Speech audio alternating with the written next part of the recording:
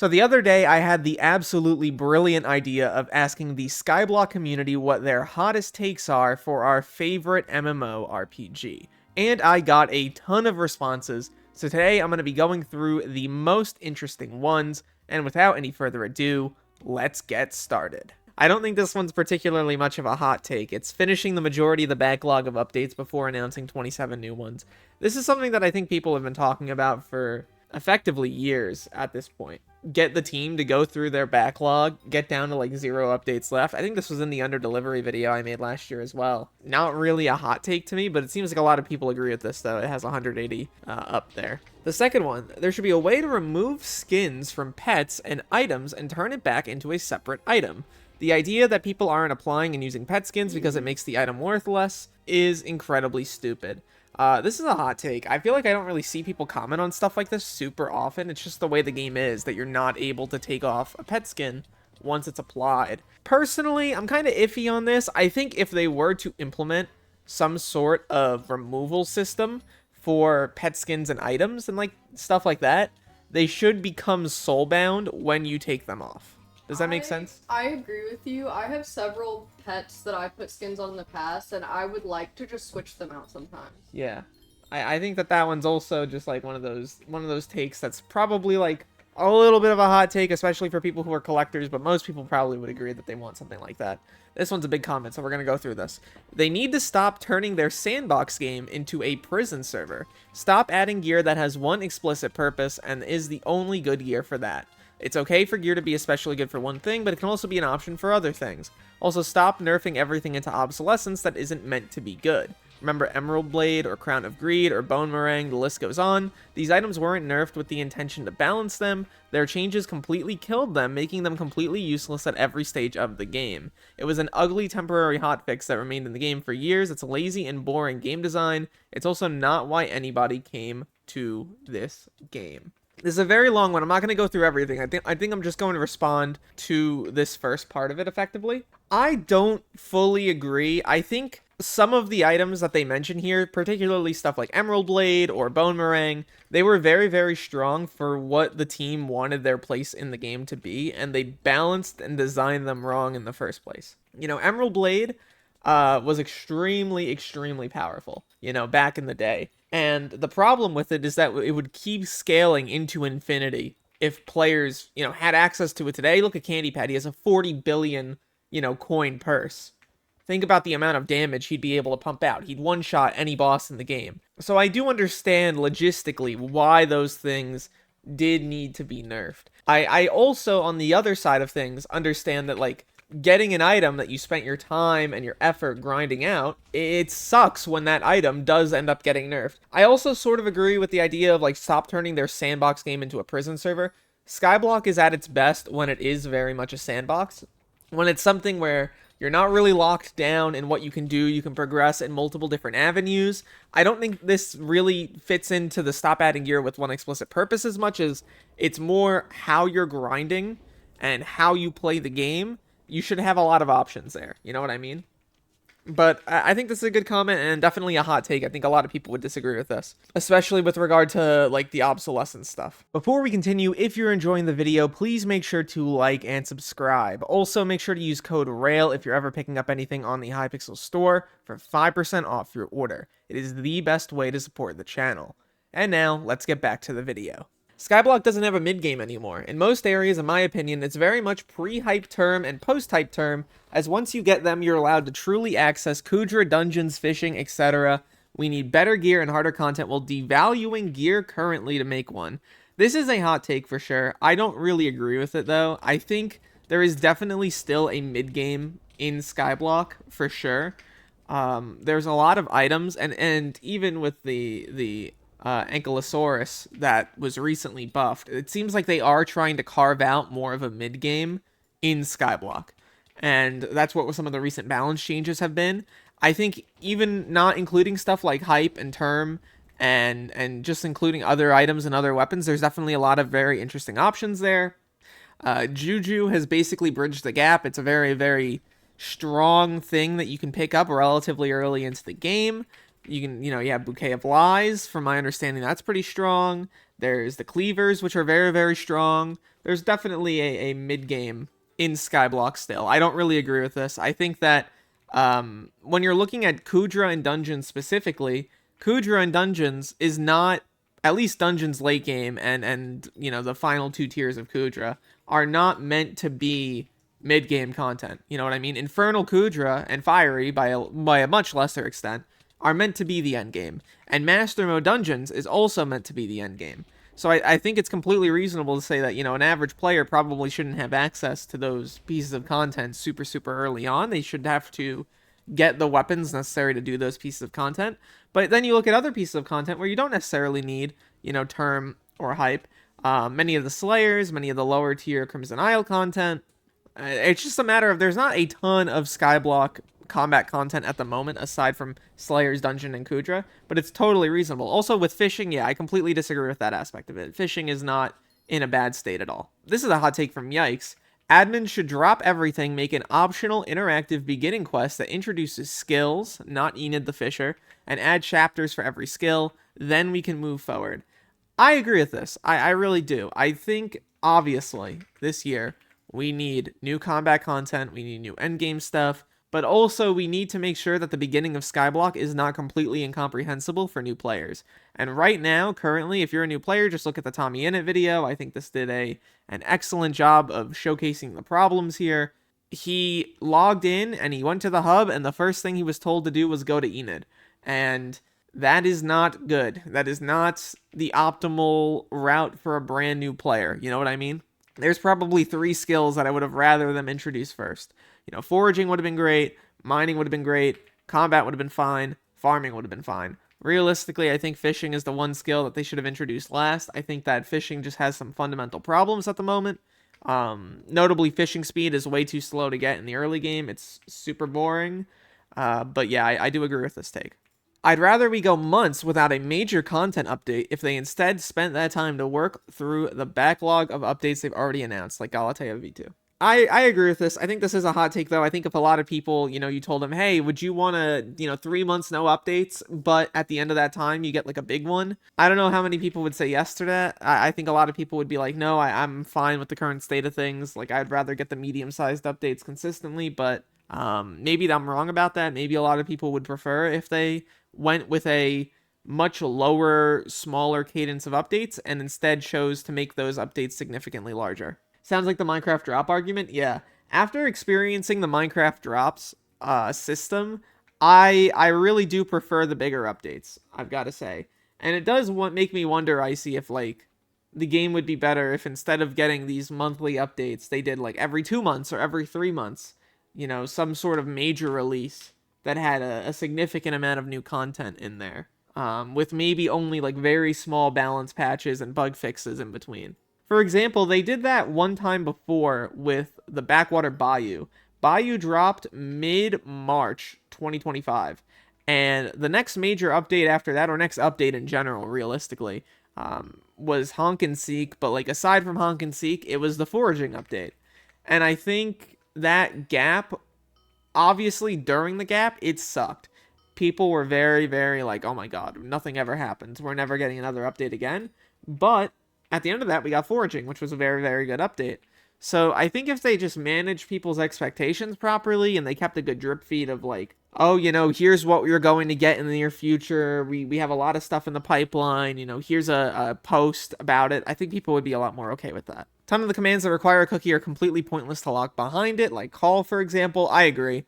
I completely agree with this. Nobody's buying them for access to, like, Bazaar or / Auction House. People are buying them because of the stat boost. Actually, I think / Bazaar and / AH are a bad example. I think those are good reasons to buy a cookie. But, like, / call, realistically, does not need to be locked behind the booster cookie. A lot of the little, you know, / whatever could be for everybody. You know what I mean? The Ironman versus normal profile beef is the dumbest thing ever. I agree with this. I think that is a hot take, though. A lot of people love that they have beef with either an Ironman player or a non-Ironman or whoever. I think that the profiles are different in structure, and the game can be built and balanced properly around both at the same time.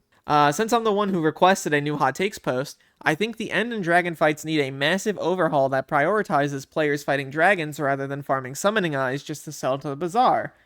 I really like this take already. It's a hot one, but I agree. Maybe this could be paired with the Primal Dragons, Dragon Rush style content update. I think most people agree that dragons were really good, but I like the overall idea of a massive overhaul that prioritizes fighting the dragons themselves rather than the farming for, the summoning eyes to do whatever nonsense. You know what I mean? Um, Make summoning eyes co-op soulbound, reduce the number of eyes you spawn a dragon down to 6 for 4. Loot would be tradable and sellable, but the overall goal would be to encourage more players to spawn dragons. I think a few other changes need to be moving the Void Sepulchre to its own island. I agree with that. To avoid the lag. I think that's very, very nice. I agree with this generally. All things considered, I think if you... Also, with the amount of tracking in the game slowly going up, summoning eyes will become more and more common, which is a good thing. But I think a major drag update would be awesome to see. And I like the ideas presented here, and I think you've done it in a way where it does end up being a bit of a hot take, especially with regard to lowering the amount of summoning eyes, which I actually don't hate conceptually. Same thing with making summoning eyes co-op soulbound. Obviously, I think some people would see that and start groaning because oh, I have to grind them out myself. So that part, maybe not. But I think reducing the amount of summoning eyes needed might be nice to get people to spawn more of them altogether. And if you pair that with a good update that gives some interesting new loot, new reasons to do it, I think people would go crazy with that. Skyblock is not too grindy, it's just not for everybody. I think that's a hot take in the modern sense of the word because, a few years ago, I think most people would have agreed with that. I think nowadays people have kind of changed their opinion on this. They feel like, oh, the game should be for... maybe not necessarily everybody, but at least a lot more people, and that the game is, in fact, too grindy. I think the big problem that Skyblock suffers from right now is just that they could spend a lot more time developing endgame content if they had a much larger endgame community. I am not good at Skyblock. Not max dungeons, I am not max Kudra, I am, mid as hell. I'm bad at this game, but I'm almost top 2,000 on the main profile. And I'd be equivalent to around the top 700 Ironman. Now, what does that mean?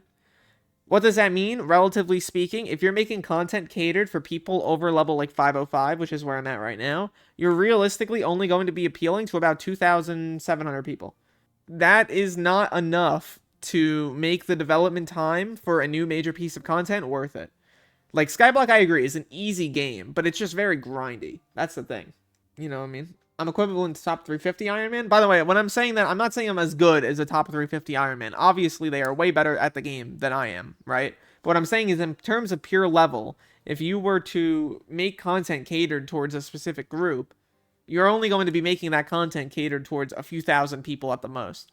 The problem with this take, realistically, is not that it's wrong. Yes, the game is not for everybody, but the problem is, if you design the game around not being for everybody, if you design it around, oh, well, we want to, make content that the players like, you're not going to get any endgame content then. And I think that's kind of what we ran into the last 2 years, is that the development team looked at the game, they looked at the player base, the average player is level 100, level 150, maybe 200, and they're saying to themselves, why would I ever design a piece of content to be built around someone who's level 500 when if I did that, nobody is going to play that content? We're going to make no revenue back from it because there's going to be no engagement, relatively speaking. So in terms of a pure business standpoint, it doesn't make any sense. That's kind of the problem that a lot of games have ran into over the years. This was a big thing in Destiny for a very long time. The community begged and begged and begged, please make endgame content, make endgame content. The streamers begged, the player base, even the endgame players begged. But Bungie was very, very hesitant to do so because they didn't feel like it was a worthy investment. Why would they make another raid when they could print out another story mission that 20 million people would play and that they could sell an expansion with and make a ton of money? The Skyblock equivalent would be, why make an endgame piece of content, a new dungeon or whatever, when you can make an early game thing and 100,000 total people, not, concurrence, of course, will play it, and those players will all buy a booster cookie. You know what I mean? Do I think that that's good for the game long term? Probably not. Have you ever thought there aren't very many endgame players because there's no endgame content? That still doesn't really change anything, but no, I don't think that's the case. I think if they added more endgame content, there wouldn't all of a sudden be more endgame players. I don't really believe that. There's been endgame content that exists for a few years now, and there's still a relatively small amount of total endgame players. Yeah, I agree. They're not doing enough. I agree with you there. Don't get me wrong. I'm not on the side of like, oh yeah, there should be only early game or mid game updates. I want more endgame content. I've stated that over and over. You know what I mean? There's legit zero endgame content outside Infernal Kudra. M7 has always been a joke of a floor. I think if you think that M7 has always been a joke of a floor, you are so endgame that you are forgetting what endgame means to the average player. Not even like a rage bait sort of take. You know what I mean? Like M7, yes, is objectively speaking what they have designed as endgame content. Like that is correct. Like if you ask the developer right now, did you design M7 to be for the end game or the mid game? They will tell you verbatim, we designed it for the end game. So yes, I do think that M7 definitely counts. They need to remove the time limits on dungeons. I don't want to be forced to finish dungeons faster. I want to play solo and take my time. Stop making me lose score. I think that's a fine take. I don't think this is like the hottest take in the world. I've always been of the opinion that the time requirement in dungeons is silly, especially if they have a solo thing built in where you can do the dungeon solo. I think you should be graded on your secret clearing and your actual ability to not die. If someone wants to take it slow, who cares? You know what I mean? This is a very hot take, and I don't agree with it. Decrease the amount of skill XP needed to max certain skills, like enchanting and combat. No. Enchanting, I think, is trivial to max. It's just play for 20 minutes every day for like a month, and then you're good. And then combat, I think, is totally fine where it is. You can level it very, very quickly. You can get over 1 million XP an hour. Like, way, way over that. I think that that's not, you know... I just don't really agree with that at all. I'm sorry. Some of us have normal lives. Thank you very much. Yeah, I do understand that, but like enchanting specifically, I think that's a bad take because enchanting is like 5 minutes every day. Like that is legitimately not a grind at all. You know what I mean? Like in terms of total amount of time put into it, you don't really need to do much there. Maxing the skills, I also keep in mind, if you don't play Skyblock enough for you to max the skill, especially like combat, you're probably not playing Skyblock enough to get to the late game combat where the combat level matters at all anyway. So I disagree. I do think, however, they should keep buffs like the 30% XP buff. I think they should bring that back and make it perma, honestly. So that's kind of like a half measure. I think that would be good. I think Aura's progression speed was very, very nice, and players seem to love it, with how many people logged in. The majority of the player base has forgotten the server is free to join and play, and the loudest of them are rarely happy with the free updates. I think this is a bad take. I think it's a hot take, but I disagree. When you make an MMO, especially like Skyblock is, where a lot of players have spent a lot of money on the game, 4 booster cookies, which greatly improve their progression. I think they have every right to be upset and complain and to talk about why they feel the way they do about the game. I think that there are people in the Skyblock community that I agree with, there are people that I disagree with, but I'm never going to hold somebody's opinion in contempt for, well, it's a free game and at least the admins are still updating it. Like, yeah, the admins tomorrow could say, you know what, we're not updating the game anymore, we don't like the community anymore, whatever. But the game would die. And then Hypixel would probably be out of the majority of its income. The social contract between us, the community, and Hypixel. The social contract is, we play the game, many of us pay money for the game consistently, and those players fund the development of new updates which should be released in a fair and timely manner. You know what I mean? That's the social contract. We play the game, we pay money for the servers, the developers get paid, they make updates. It's a big, happy feedback loop and all that. To say, oh, the updates are free, so like we shouldn't complain ever, that's silly. That's just not how that works. All grinds in Hypixel Skyblock should be permanently reduced by 90%. Is this Derailious on a burner account? No, I don't agree with this generally. I think actually, guys, if I'm going to be honest, with the videos I've made in the past year, Hypixel Skyblock needs change in order to survive. Video that Skyblock needs some sort of new event to keep people entertained. I feel like I've won. You know what I mean? I feel like everything I wanted in Skyblock needs change in order to survive. You watch that video back, And you're like, damn, they did everything this bastard said. They did everything. I talked about the garden in there. I talked about certain bestiaries in there. I said we needed a new event. I said we needed eventually new combat content, new endgame stuff. Like, I don't really need to complain anymore about that sort of stuff. Everything in that video is already, like, it's happened. I joke about the Derailious shadow government, but I have no involvement with the team. They never reached out to me about that video. And I bet a lot of the stuff in that video, they just happened to, like, coincidentally, you know, we were doing this already or whatever. You know, I'm not taking credit for it because they designed it, they made the updates, all of that. But effectively speaking, they have the same views. yeah, effectively speaking, I won. You know what I mean? Like, that video is basically what has happened to Hypixel Skyblock over the last year. And I think when you look at the Aura event, that was like the final encapsulation of everything I wanted. And I don't think for a second that like I'm the reason that they made that stuff. I think it's really a matter of those videos that got a lot of people talking, and there was a lot of agreement after those videos. Maybe the community, you know, feedback that they got from stuff like that influenced them a little bit. That's my hope, but I don't know. I don't want to like claim that it's all me because it's not. Realistically, it's not at all. I want Hypixel Skyblock to be way more cross-implemented in skills. I want sick new weapons or rod parts from foraging or really cool armors from mining that are actually viable for combat. I hate how it currently feels like each skill is its own smaller game as it barely interacts besides money. I don't disagree. I really don't disagree at all. Wow, look at this. ZJ2. Skyblock is the easiest game of all time. Nothing is hard and you can buy your way through anything. ZJ2 has a point here if you consider the term easiest in a certain manner. The game is not hard. Fundamentally, it's just not. If you had infinite money in Skyblock, you'd be able to get through pretty much any challenge presented to you, except for a few things.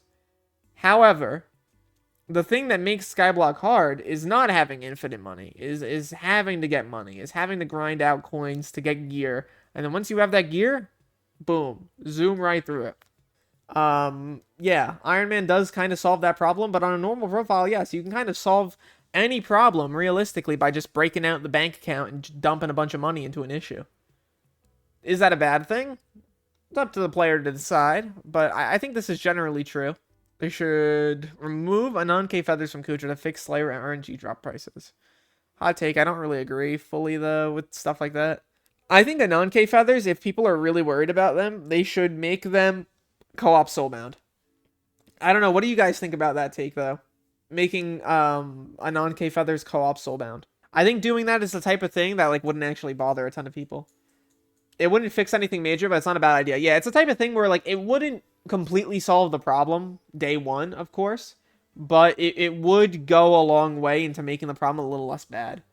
Slayers are far too easy to get into and complete, and Guardian Slayer needs to be much, much harder than the Slayers we have currently.